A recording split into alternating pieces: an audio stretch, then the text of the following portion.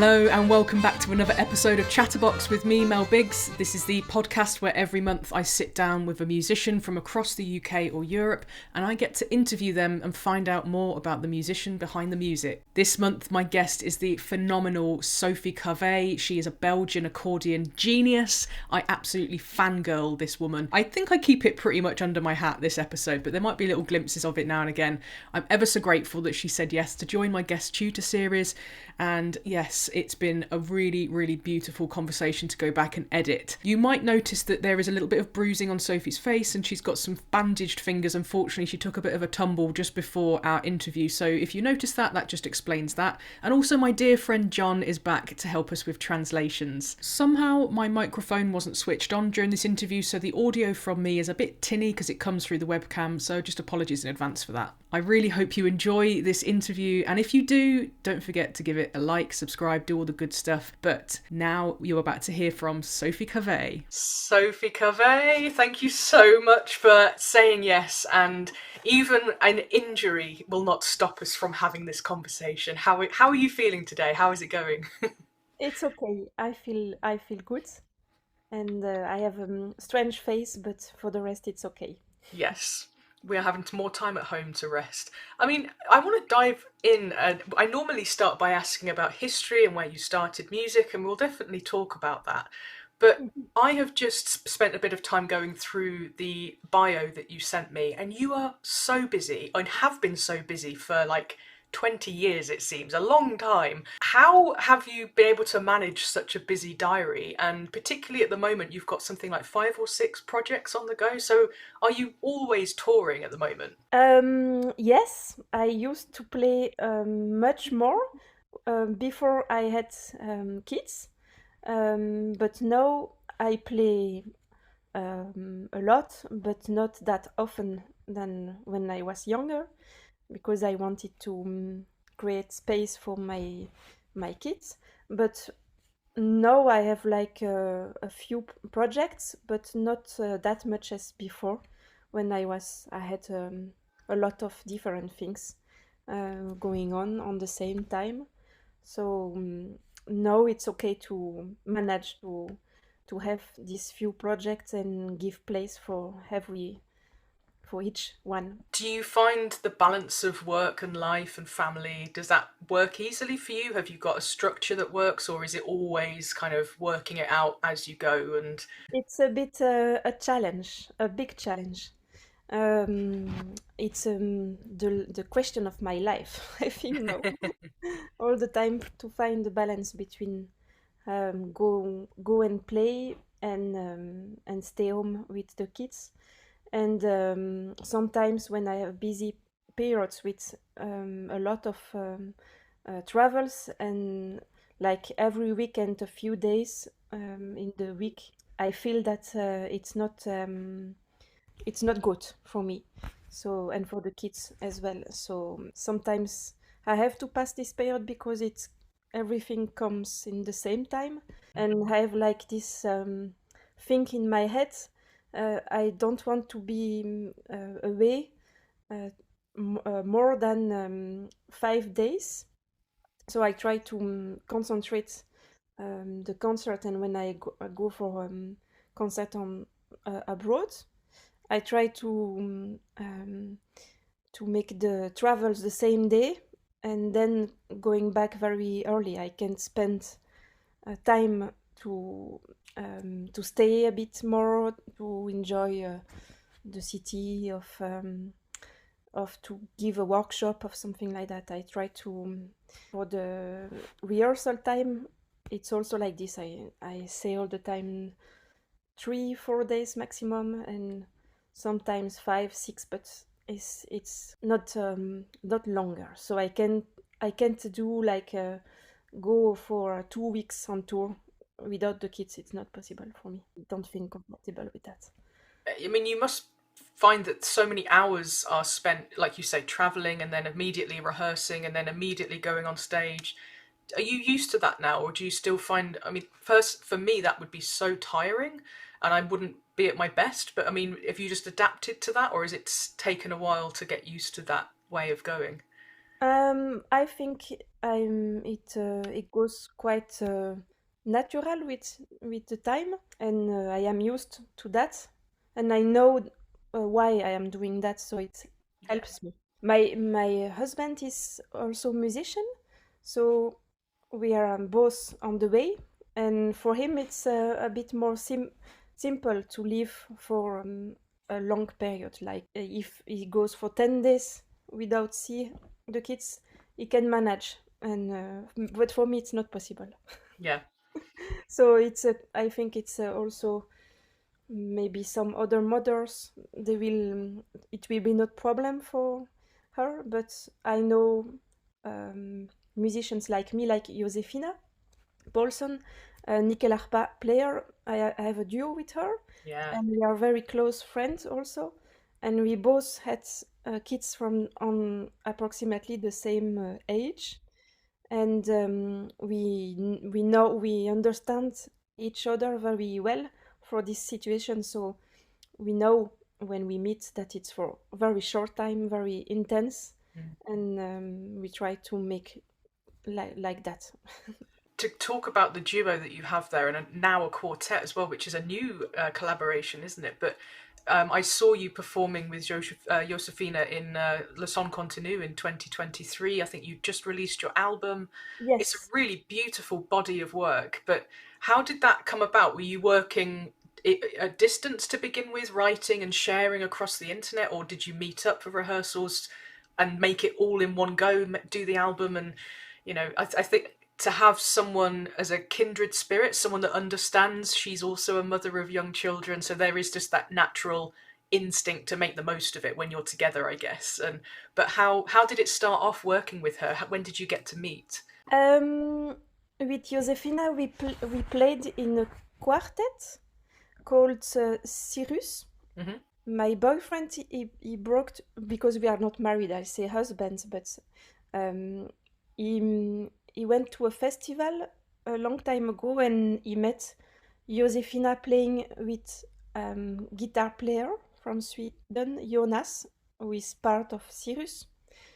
And he bring me the CD home, and he said to me, "You have to listen to that. It's you will like it."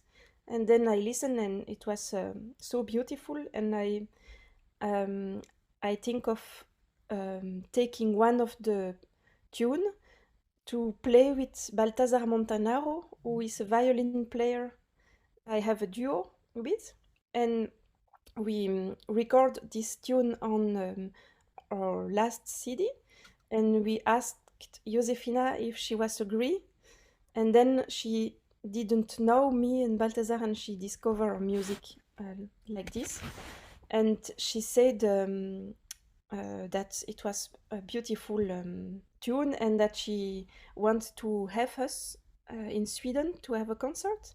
So Wow. we met there, we made one concert, and then we invite Josefina and Jonas to play with us a few tunes.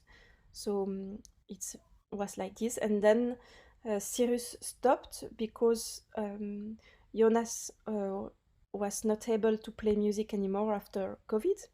And then we decided with Josefina to go to do a duo, because we really wanted to share music together and not stop. And Balthazar was very agree about that idea.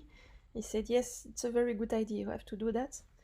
And then that's how we met.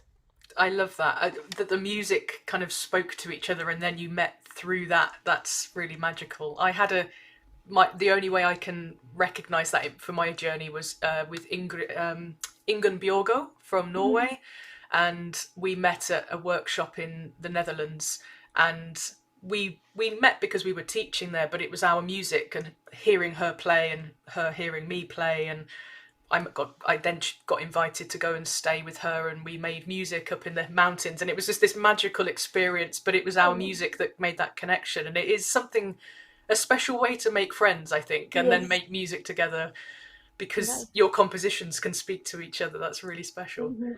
It seems, I mean, the wealth of bands and collaborations that you've been part of, there is so many genres. You've travelled extensively. You've worked with so many different musicians. I'll just read a few out for people who aren't familiar with Sophie, which I think, annoyingly, is quite a lot of people. We don't talk about you nearly enough, in my opinion, which is why I'm so grateful to put you in my guest tutor series and share you with more people. You've worked obviously as a Belgian musician with Flemish and Wallonian players, Occitan, Galician, flamenco, Oriental, Swedish, Polish, Moroccan musicians. I probably missed some things in there, but just going through your bio and listing the different cultures, how on earth did you get involved with all of these projects? Were you seeking these projects? Did people find you and invite you in? Is it a mixture of the two? I mean, it's a big wealth, obviously, over many years, but how have you got about? How have you made all of these projects happen? John, j'aurais peut-être besoin de ton aide, parce que je suis pas sûre d'avoir bien compris. OK. Bon, tu as travaillé avec beaucoup de différents musiciens, de différentes cultures, de différents types de musique.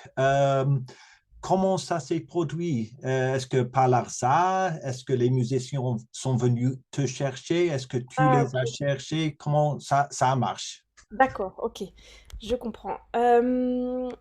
It depends of the projects. Some of the projects the musicians asked me to play. For my duo with Balthazar, he came to me to see me playing a concert, and after the gig he went to me and he said, I want to play with you.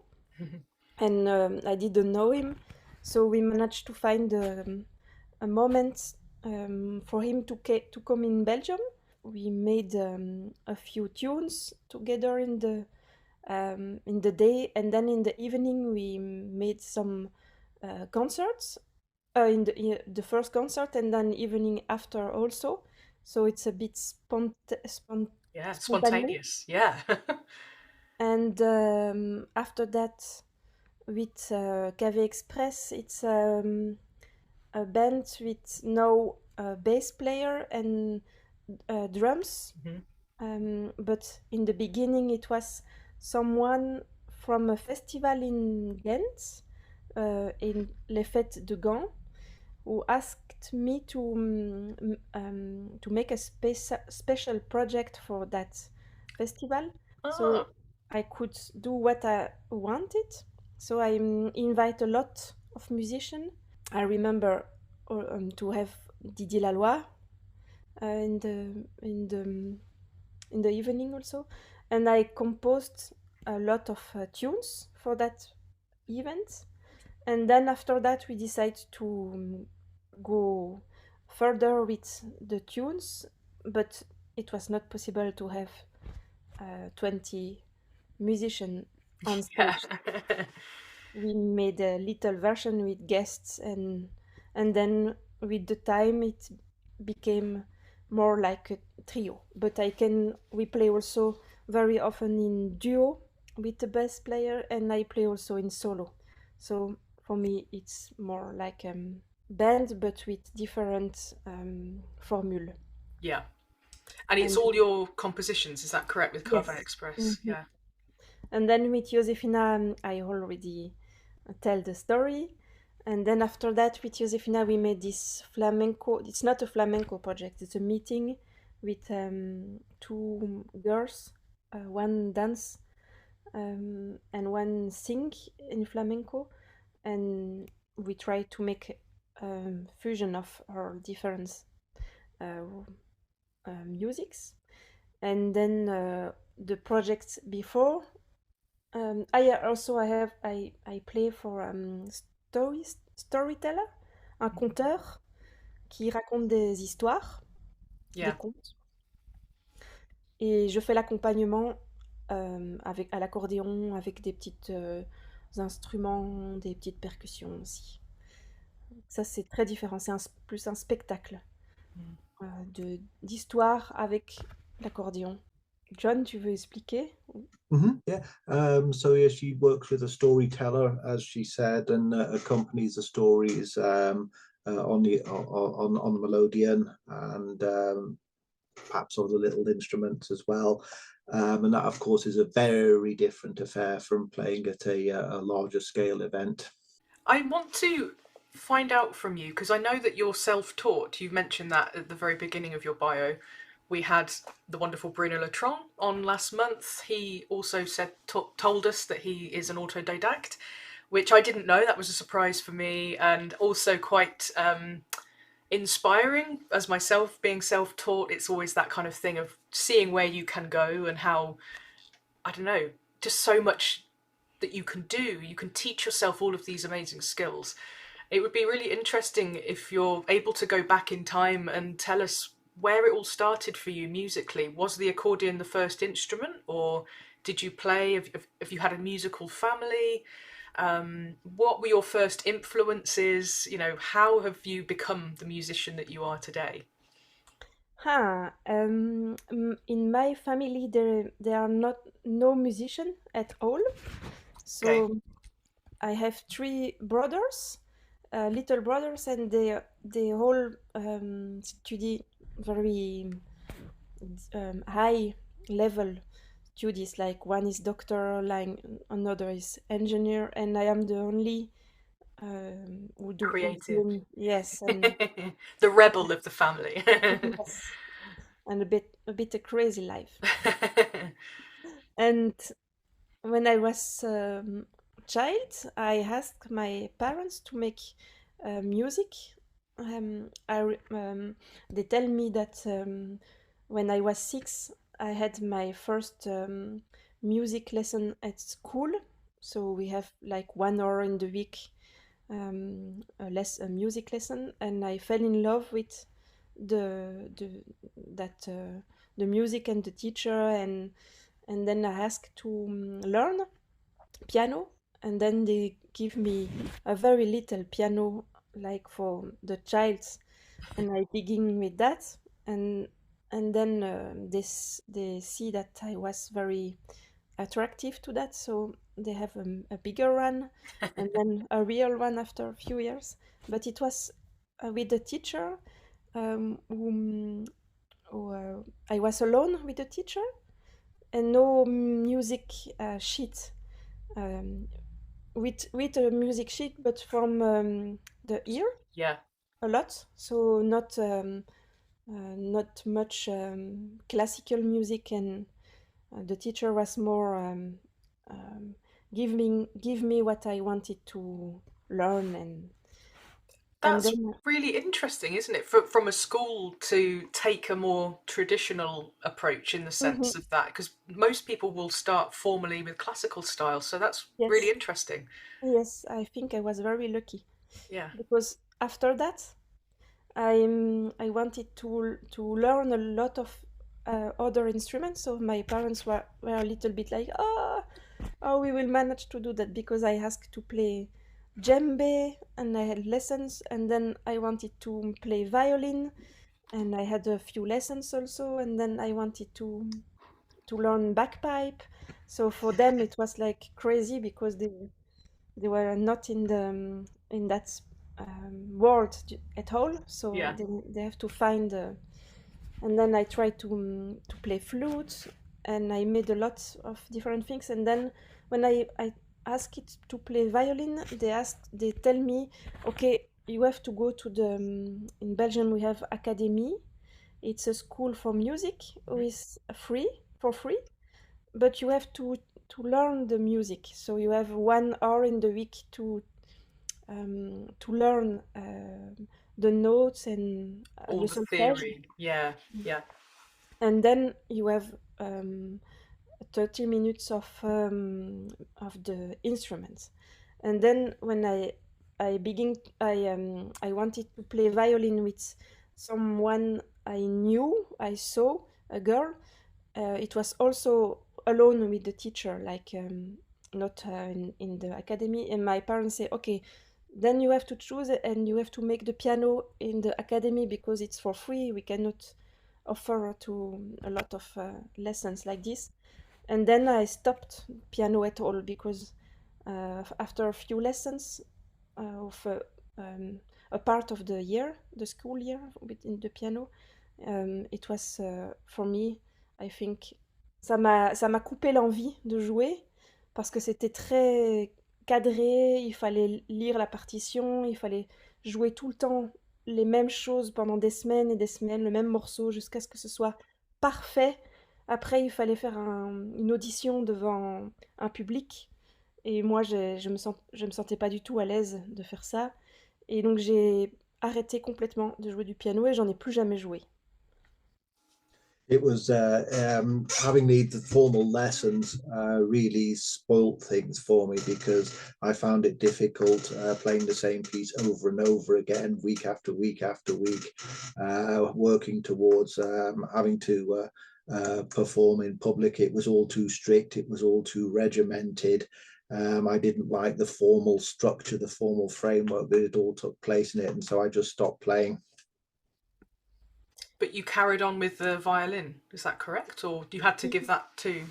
The violin I tried 1 or 2 years and then I quit also. I think it was a few years that I wanted to discover a lot of things. And then I discovered accordion, and that was my thing. It was like when I came to holiday with my family, we came very often with other families with kids as well. And in one of these family, a little boy was playing accordion, and I fell in love. So in the evening, I was all the time taking his instruments. It was a little honor. Like I see on the poker work, maybe, was it, or the black and gold, or black and gold, yes. And classic.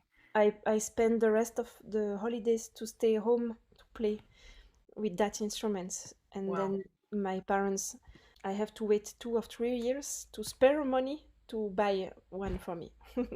So when did you officially start playing the accordion? I would say 17, 18.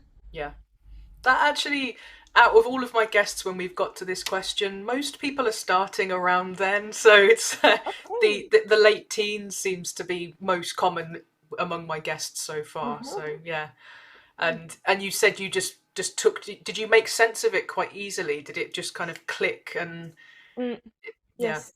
Did you grow up with traditional folk music or dance, any Balfolk, or how did you kind of find that after the accordion? Did you start going to camps, workshops? How were you teaching yourself this instrument? So I didn't, when I was little, not at all in the folk, not at all in the bal, but with accordion, I look for having some workshop, and I discover this world. So first with Didier Laloy and Bruno Letron, they gave each summer workshop in a camp in Belgium called Neuchâtel. Yeah. And it's a week, and so I was there, and then I really want to go to concert to see Didier Laloy playing and other accordion player. I remember also to go to concert from Annie Polt. And then I was also with Marinette Bonnert. Oh, fantastic. I met her last year for the first time. Wonderful player, really interesting. Yes, she's amazing, and she's a very kind person, and I think she was very important for me because she took me also to these places where you could jam together. Yeah. So she came to bring me with her car, and we go to bal, and I discover this world of folk and music in Belgium. And then it was also a bit after Boombal, you know. And voilà, petit à petit. The connection was made, yeah. That's a really interesting way in. Most guests from Europe that I've interviewed so far have gone quite an academic conservatoire, kind of like, and I feel like, oh wow, kind of it like bowed down almost, this ridiculous, but it's fascinating to me because I guess I'm self-taught, and I try to encourage my students to have that fascination. Even though they're having lessons, they can still learn to be their best teacher, learn to teach themselves, and it's all about that discovery and finding a person that will help you to get in somewhere, or going and seeing concerts, getting involved in dance. There's so many ways to do that. So you started around 17, 18, the kind of typical accordion age. How fast were you progressing? When did you become a 3-row player? Where did that journey start for you with the handry? And if you're an accordion geek like I am, and you want to hear more about Sophie's journey into playing 3-row and how all of that jazz came together, you can catch up with the extended edition of this podcast via my Patreon. You can sign up for a variety of different amounts of money, which helps support my work and pay my tutors. And also it will really enable you to get into depth with some of the extra content on the podcasts, but also the Melinar tutorials. And also I provide sheet music transcriptions to a lot of my YouTube channel as well. This month, this episode extends to an extra 20 minutes of content. I really hated chopping stuff out. There was loads of amazing stuff that we carried on chatting about, including covering Didier Lalois and also a cheeky appearance at Eurovision, which was like amazing to hear about. Sophie's approach to mentally connecting in performances, and how she uses the accordion in all of her lineups as well, and where she prefers to kind of sit in a band. And it's really interesting getting into those nitty-gritties with somebody who plays in so many different bands. And loads more about her becoming a bass player, which I just couldn't put into this shortened public podcast. If you're interested in any or all of that, then you can sign up to my Patreon via the link in the show notes. Now back to the interview. Do you have a preference for concert or bal? Is it just different for you? For me, it's very different, and I think I prefer to play concerts. Okay. But I like bal as well, very much. But if I can choose, I think I prefer concerts, because I like this peace and this concentration, and in bal it's already very nice, because you have more energy, more reactivity from the people, seeing them dancing and reacting on your music. But I miss a bit of the I don't know, la finesse, le côté fin et délicat qu'on perd en bal, parce qu'il y a beaucoup de bruit, beaucoup de miss the finesse, the sort of the sensitivity that you get in a concert setting. Because when you're playing for dancers, of course, there's a lot more noise, there's a lot more going on, so there isn't quite the space for that kind of delicacy, if you like. I guess as well, with the projects that you have that are concert based, there is a storytelling aspect that the music has a role in, so all of those delicate moments have highlights. People will be sat and enchanted by those, whereas at a bal maybe a lot of that would be missed by the energy of the dance. That's something different. Yes. But that particular dance, I featured it a little bit in a YouTube vlog that I did of my time at the festival. It was my first visit to Le Son Continu, and I was just enchanted. It was so magical for me to be there. Nice. But your bal, I'd never seen two musicians have a better time on stage. You were so happy, both of you, like massive smiles and like big reactions to things that musically were happening between you. And I thought that was really special to see that. And then obviously the dance floor erupting with beautiful polskas and all sorts of amazing things. So yeah, it was really, really nice to see that. How has the transition, and I say transition assuming you've never had before, but maybe I'm completely wrong, but was playing with Josefina and now other musicians from Finland and Nordic countries, was that your first experience playing Scandinavian and Nordic music? Actually, when I began to play in this world of traditional music and folk music, I was very attracted by Nordic music. So in the beginning, when I was listening a lot of music, I went to the bibliothèque and taking CDs to home, and I remember I listened a lot to bands from Sweden, and any particular ones that were a highlight for you? Wesen and in Ghana, and it was already a love, like more than other traditional music, and flamenco as well, because I was playing in my first band is called Dazibao. Um, I play in this band with another Belgian accordionist, Jonathan Denek, a very nice guy, and I know him from such a long time, and it's the first person I play with. Oh, So when we went on the workshop, we met each other there, and when we had a click, and we were approximately the same age, so we discovered that we composed tunes each, and then we decided to play it together, and then it becomes a duo, and then we met. I met um, flamenco guitarist called Karim Baghili, who is also playing oud, um, and we invite him to play as a trio.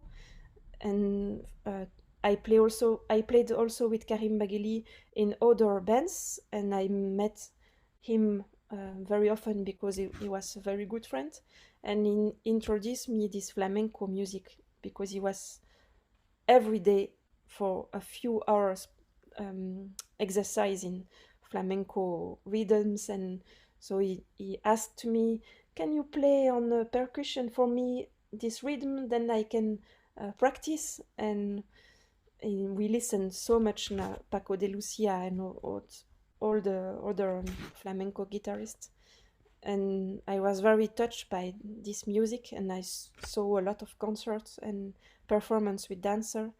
And then with Josefina, when she proposed to make this quartet, for me it was like the best thing, yeah. because with the Scandinavian music, with the flamenco, and putting my words into that, it was fun for me. It was the dream. The yeah, like the meeting of both Mm, worlds in one perfect project. combination of my love music. Would you? I mean, going back to where we started, where I said about you've worked with so many different cultures and a big span of different European music. How do you feel your journey with that has taken shape? Has it been easy for you to be part of these projects where you've had to learn music in different scales and tonalities? Has that always been easy for you? I would imagine because of your ear training early on that actually felt quite natural. But tell us more about how that journey of working with different cultures has musically translated to the accordion for you, which is quite fixed, in its tuning. So Yes. Mm. yeah, so how do you work with that, and how has that journey been for you?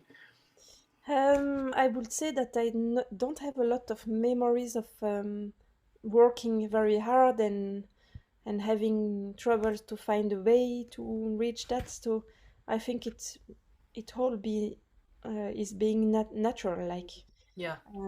I didn't have like, okay, I cannot manage to do that, because I had also a project with French song, with African music, and yes, I think it was just trying things and then find a way.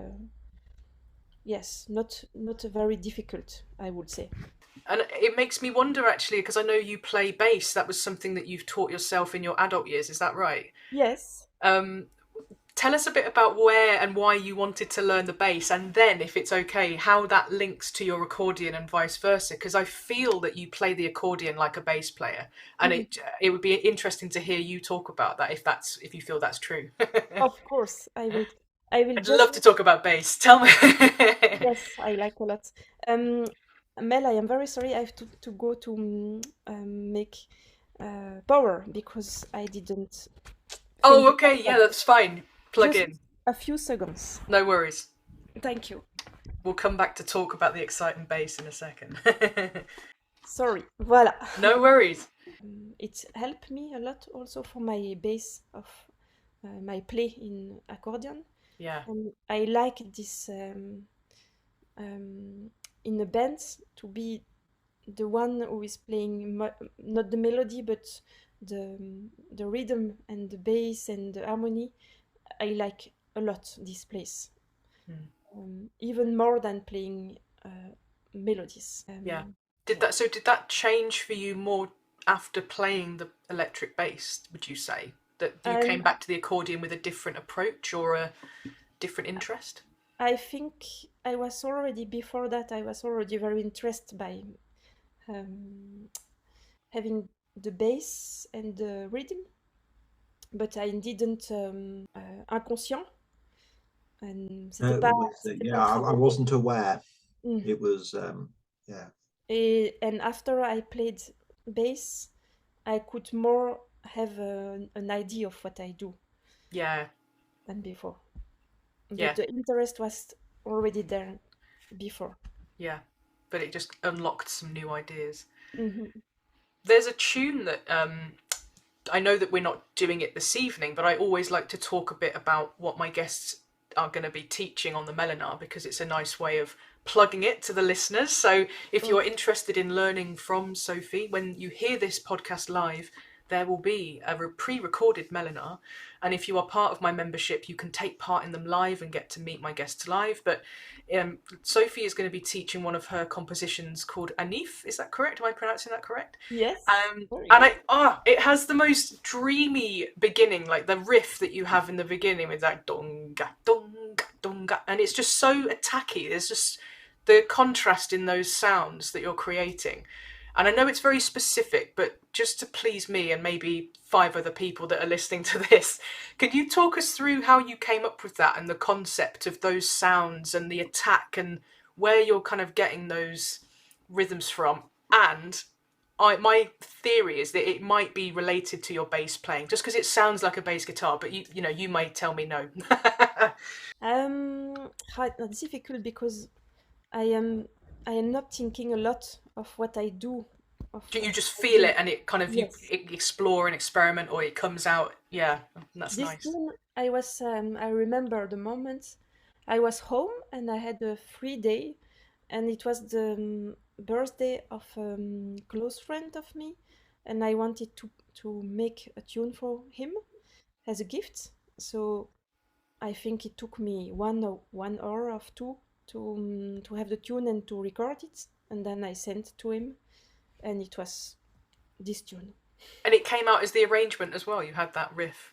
I have that riff, and the melody and everything, and then yes. What a special day! Just an hour's work.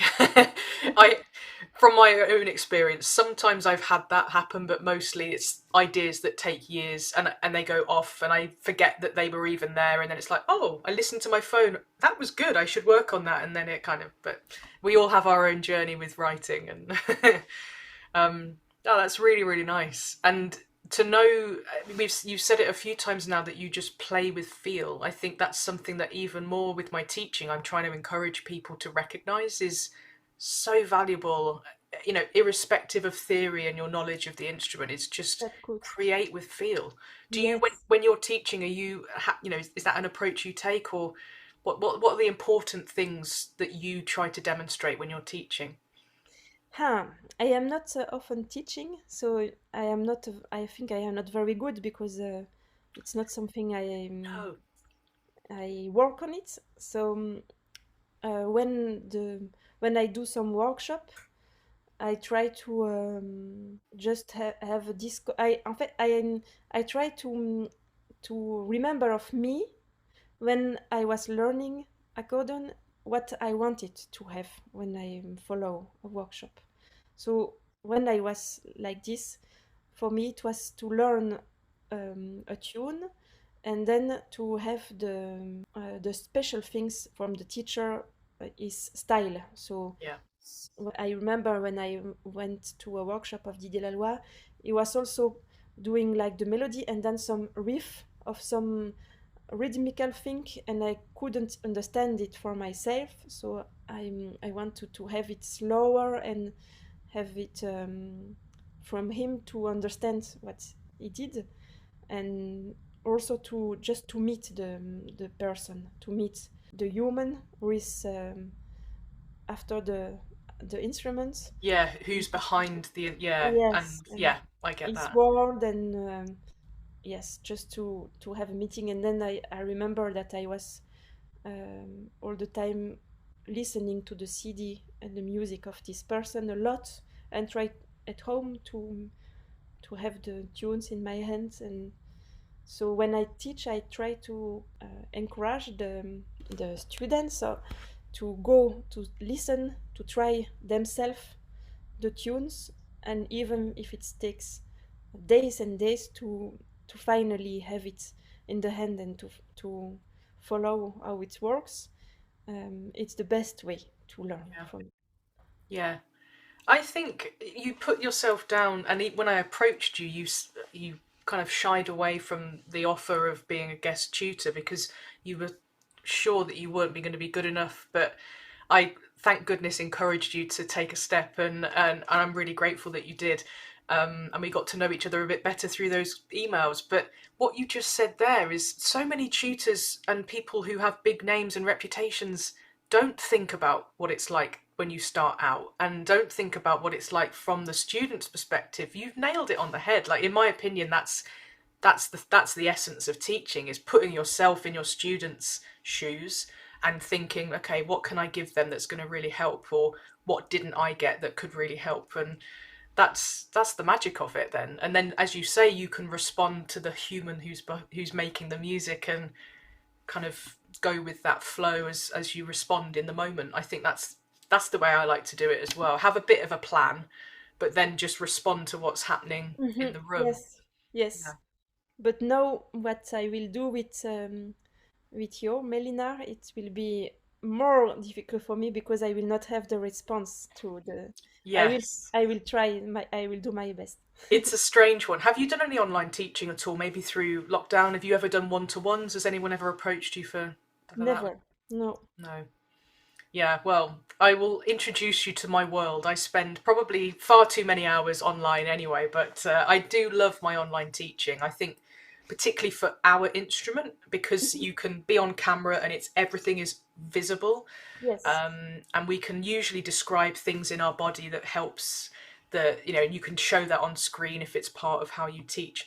And I think that for us, we're quite lucky. We can push a button and it makes a nice noise, whereas Yes. maybe violin, there's Mm. more nuance, there's more detail in the fingers, it might be a bit more difficult. But yeah, You are I think true. we're Yeah. lucky here. But yeah, it's strange to begin with, not hearing people, but you get used to it, and then Yes. and they love it because they know they're not being heard, so it gives them more confidence to have a try and have a go. So that's what you have to tell yourself as the tutor. It's like, this is coming across okay, people are enjoying it, even though on screen they're really like concentrating and their face might tell you differently. But I think you'll have an interesting and hopefully enjoyable time with it.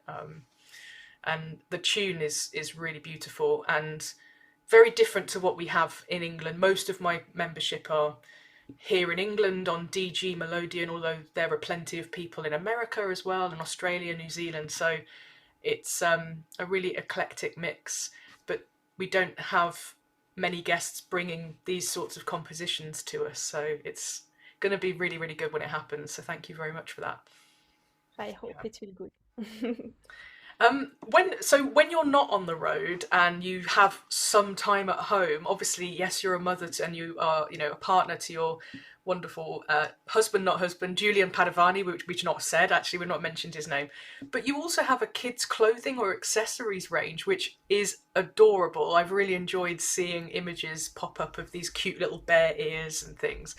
Is that just something you've always done? Have you always been creative with fabrics and things like that? Or is it since becoming a mum and that you wanted to make things for your own children and there was interest there from other people? How has that kind of become part of your offering to My the life. world? Mm. It's all I was also, it was also a bit in my head for a long time to try to sew.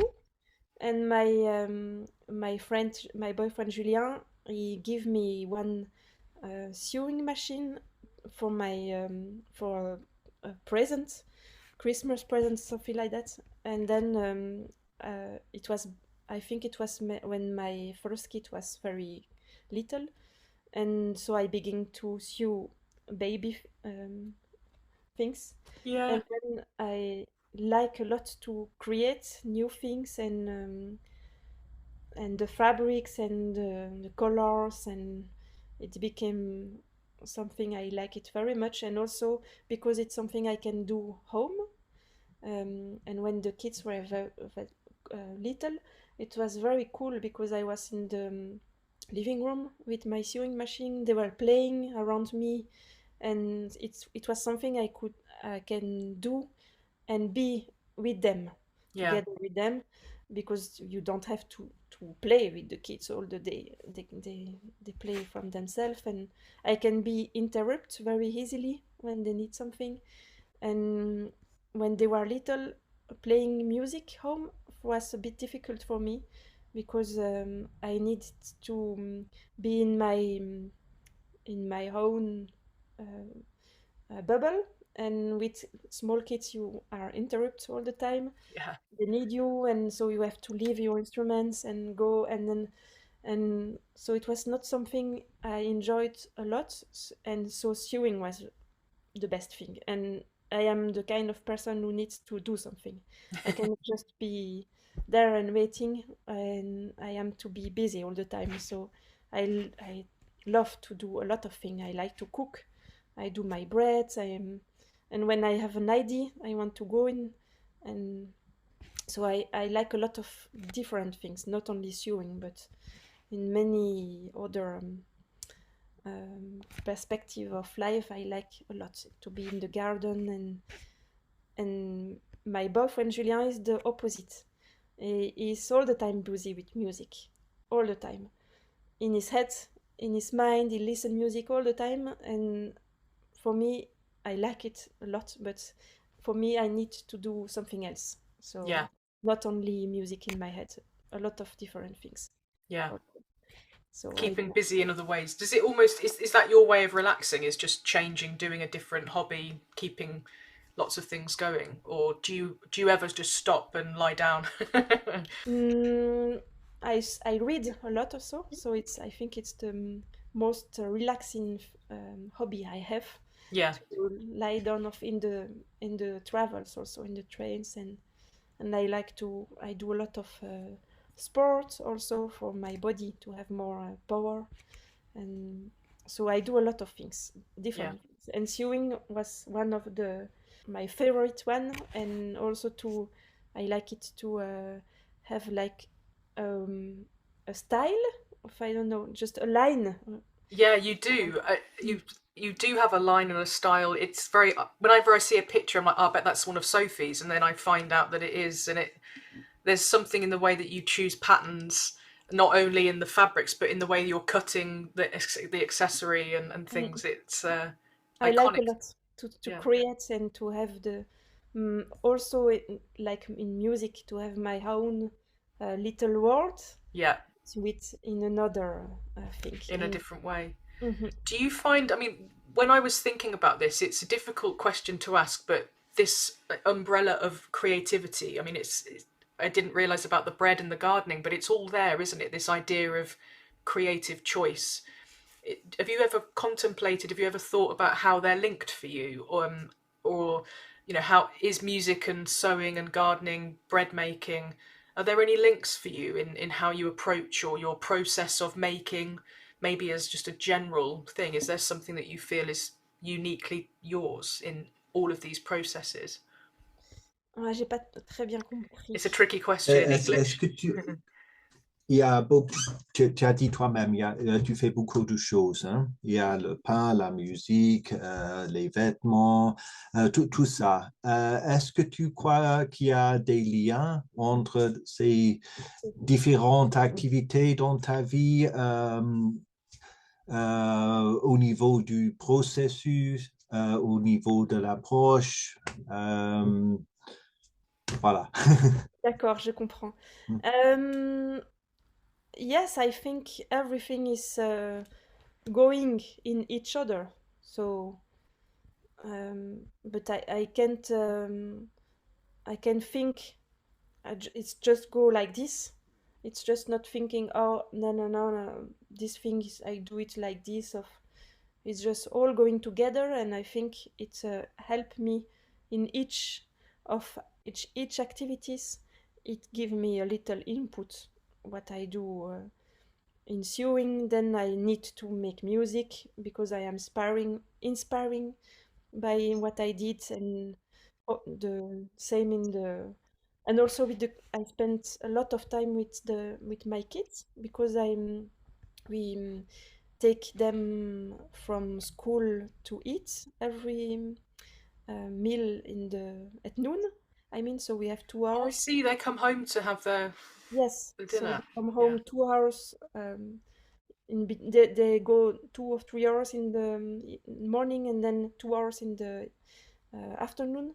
But they come at noon to eat, and then they are never going to the after school. So and in the holidays, they don't go for making something with activities with so we spent a lot of time with the kids, and I think it's also inspiring me a lot.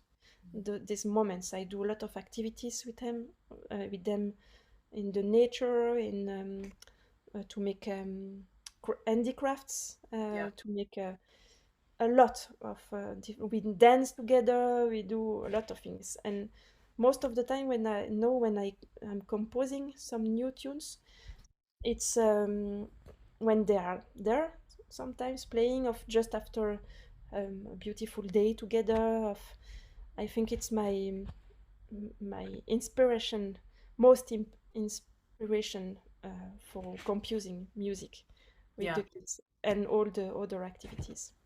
And I mean, all of that will be feeding their own imagination and their own creativity because they've been exposed to so many different crafts and music and all of it.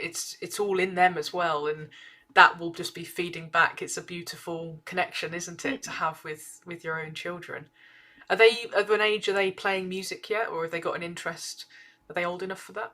Yes, my biggest is 9, and he's playing now on the synthesizer, Oh wow, yeah, and he's all the time on that, and composing and making noise, making sounds, making everything. 9 years boy with a lot of creativity. So yeah, I think it and will help. going with that rather than trying to put it in a box and make him learn music in a particular fashion. It's Mm, like no, he's let him just discover the instrument in his own right, and maybe the technique can come later, or maybe it won't. yes. Maybe he'll Mm, find a brand new way of playing the violin that nobody else has ever found. It's like the yes, potential is there to just let him play. that's it. How old is your youngest? 6. Oh, a really nice age. I work a lot with that age group in schools and in community groups that I'm sort of coordinating in some of my work.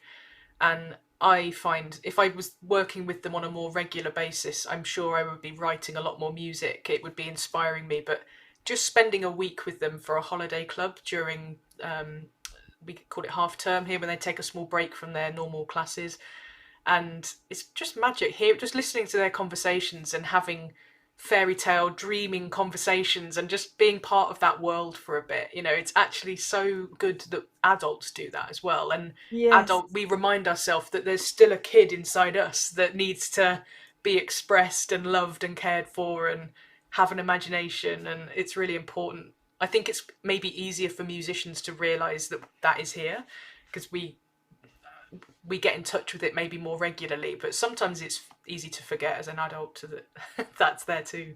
yes, that's wonderful. This age. Mm. Did you I know that you do a lot of children's theatre and storytelling and things, and has that always been there for you with the world of theatre, or is it not as regular work for you anymore? Not anymore, but I used to play a lot for kids show. I play a lot also for in Belgium, and in France also. We have Jeunesse Musicale. I don't know if you have that in England. That's association, very big association, who is selecting some bands in every style of music, and they make the relation between the bands and the schools, and the school can choose bands from the catalog and have concert in the school. So we go as a band in the school. We have to bring our PA, and if we need, and we have a 50 minutes concert with explanation. And I used to play a lot for that with folk, with some different bands. And so it's a lot of concerts during the day, so it's very nice. We go in a school and we play 2, 3, or 4 times during the day, and the students are coming in the different ages. So, and not no, I don't do it anymore, but I would like to come back to that. Yeah. And I think all I can think that is similar, and I don't know if it's national or if it even exists anymore because of all of the financial, political cuts and things that have happened in the arts in England.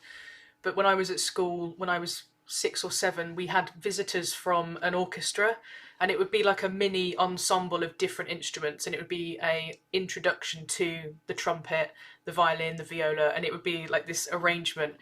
And it would be really cool because you'd sit and you'd have a concert essentially, but then yeah, you could ask questions and they'd yes, explain the instrument, and you could maybe go and poke things and touch things and have a go. And that's so vivid in my mind. That was like one of the first experiences I'd ever had with live music and musicians that would talk back to you and all of that stuff.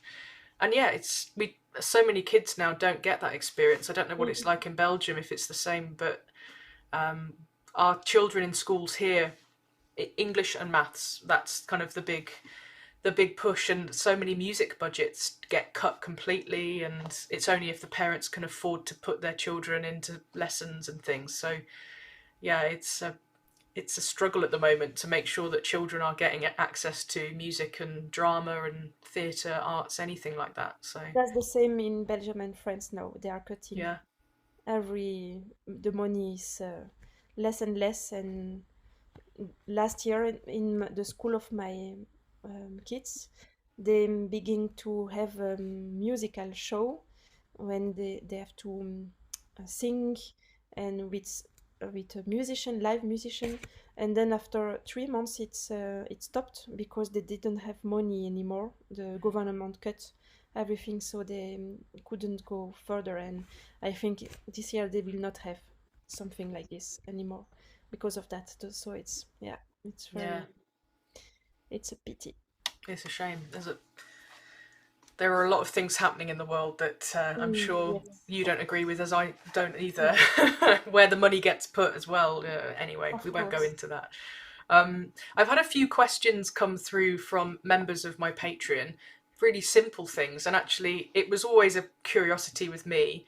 You probably get this a lot, but why do you play with the accordion tipped forward? Is that something you always have done? I guess it's obviously comfortable for you, but is that something you've always done, or is there a reason that you do play with it forward? I do that from the beginning, and I don't know why. I can explain. I feel just comfortable to do like this, and yeah, I don't know. Just what I remember it's that when I was pregnant, it was very, very, very good. I was going to say, you seem very comfortable, and if I may say so, as somebody also with bosoms and a chest, it's much more comfortable to have the instrument away from you. But I can guess, yeah, of course, with a pregnant Mm. belly as well. But you are able to sit. You're very elegant when you sit and play, and I always think, oh, I should definitely sit up more when I play. But it does encourage your posture to be much more strong, and hopefully you're not hurting after you play because the instrument is forward. But yeah, Yes. you're not crunched over it like a lot of people. And the other thing is, I had somebody say that they saw you and Julien playing as a piano.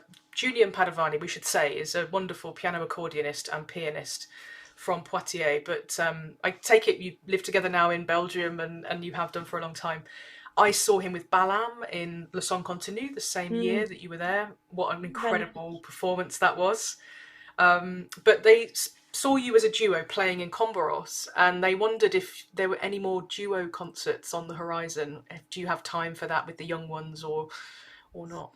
That's a good question. We would like to do it more, but the most difficult is to find places to play with piano, because Julian needs a good piano, not a synthesizer, a real piano. Yeah, Steinway. Yeah. The best. But anyway, there are not so much place venue with that, so it's already a very difficult point to find. And also with the kids, we didn't manage to have the energy to rehearse home and to spread the music and to find concerts. And we have that in our minds, and same when the times will be more free of, we will for sure go back to this duo. That's good to know. So when the children are a little bit older and maybe playing instruments of their own, I can definitely see a family band on the horizon, perhaps. With synthesizers, accordion, piano, yeah, I think that could sound pretty good, actually. I have really enjoyed talking to you and getting to know you better. Fortunately, we're going to have to round up the conversation now. I need to go and teach, and you need to probably get back to resting and getting better. Thank you ever so much, Sophie. Thank you, Mel, for your beautiful smile and nice chat. Oh, thank you so much. And thank you to John. You weren't needed so much this month, Not much John, to do, no. Yeah. But you were very useful when we needed you. Merci beaucoup, John. De rien, service, hein? Merci. And if you've enjoyed this interview, please don't forget to like, subscribe to my YouTube channel, leave me a comment down below, or if you're listening on an audio platform, leave me a 5-star review. Anything that you can do to boost the numbers listening to this, and also share it around. If you know somebody that's really going to enjoy this for whatever reason, there's loads to get involved with. Please have a little look. Take a look at the link in the show notes to sign up for Sophie's Melinar tutorial, where she goes into a lot of detail about her style and her groove. She breaks it down beautifully. What an incredible tutor she is. And yeah, I look forward to seeing you over on my Patreon. My guest on the podcast next month, but he will be my Melinar guest tutor in November the 19th at 7 p.m. You can join us live. Will be the incredible traditional English player Roger Watson. I am absolutely overjoyed that he said yes to it. He's been an absolutely incredible part of my Patreon for a few years now, actually, and we've got to know each other online. And he has been part of the traditional music scene here in England for a very many years. He says that he has been playing for 55 of his 78 years. That's quite incredible. And I think that he is also very influential in lots of fusion and cross-cultural projects. And that really leads me on to saying that his Melinar is going to be looking at a tune I think he's written called Bengal Rounds. It's a 3/2 hornpipe based on an Indian raga. I've got some homework to do because I know I've got to play something for him to play against, and he's going to be coming here to my house. We're going to be in the same space together, so it's going to be another podcast next month from the sofa, and the Melinar will be on the 19th of November, 7 p.m. on Zoom. You can join us live, or you can catch up with the recording afterwards if you are membership of my Patreon. I really can't wait. It's going to be incredible. We've got nothing else like it in the guest tutor series, and I just cannot wait. He's a really brilliant player and a good mind. He's worked loads of stuff out and he's broken it all down. He's given me loads of his notes. I just hope I can do him justice. Couple of parish notices from me this month. If you are interested in learning with me live in person, I will be running some workshops at the stables in Milton Keynes again. I'm doing a level 2 improvers workshop on Sunday the 9th of November. That's this Sunday coming as you're listening to this. Also, if you want to get ahead of the game, I'm doing an absolute beginners course on the 18th of January. That's a Sunday afternoon, 10 till 3. All the links are down in the show notes for those. Go and have a little look at the Stables website. I have also got a live at Mel's house concert for the very first time. Now that I have this massive extension on the back of my house that I'm very proud of, I'm filling it with people just in advance of Christmas. It's not a Christmas gig at all. It's the 9th of December and it will be a Tuesday evening with Archie Churchill-Moss, who's been one of our previous guests, and his duo partner Moya Sweeney, who's one of the most incredible Irish players I've ever heard. And together they just are exquisitely sublime on their Van der Aar accordions. And also, double duo, we also will be having music from Dave Malkin and Louis Campbell, two guitarists of fine quality. I'm sure many of you recognise them from various other bands and lineups. I'm really excited. We're running it here at my house, so if you want to travel, we have some seats are still available, but we are also running it as an online concert, streaming through Zoom. So if you would like to be part of that on Tuesday, the 9th of December, check out the link in the description where you'll be able to read more about the bands and buy your tickets. Yeah, I think that's everything I've got to say, looking at my little pad of notes. Thank you to everyone who supports me on Patreon. The numbers are growing every day, and the paid memberships are what makes everything go round. So even if you can just afford to pay a little tiny £3 a month, that would be absolutely incredible. Just a little tip jar if you're enjoying the podcast, if you're enjoying my online tutorials, if you're enjoying my YouTube channel, that would be very much appreciated. Thank you so much. I have really enjoyed this interview. I hope you have too, and I will see you next month. Thank you very much. Bye.